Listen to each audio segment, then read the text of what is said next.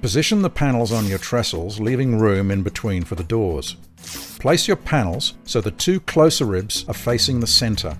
Attach the Z-shaped door jamb to the inner rib, making sure the edges are flush, and fix with screws 100mm in from each end. Measure and mark 3 equidistant points along the door jamb and secure with screws. Repeat this process for the opposite wall panel.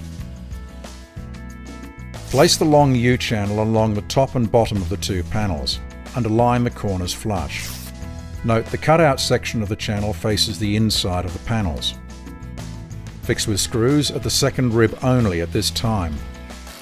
Position the top and bottom door space channels into the U-channels, with the front of the door space channels to the outside. Measure the centre point of the door space channels and mark with a pencil. Now measure the long channels and mark the centre point. Align the two marks and fix together with screws. Secure the two ends of the door space channels to the U-channels. Lay the two door panels in place on the front wall panels in their open position.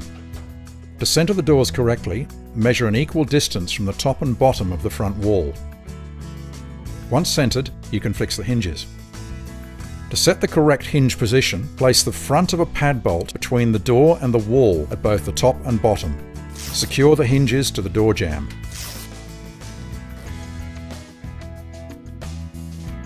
Your doors should now close correctly. To set the door gap, place a carpenter's pencil between the doors at the centre. Now fix the corners of the door jambs to the U-channel.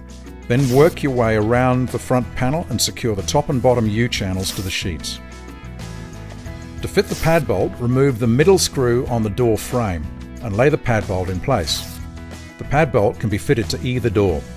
Secure with screws. The pad bolt hasp will be fitted at the installation stage.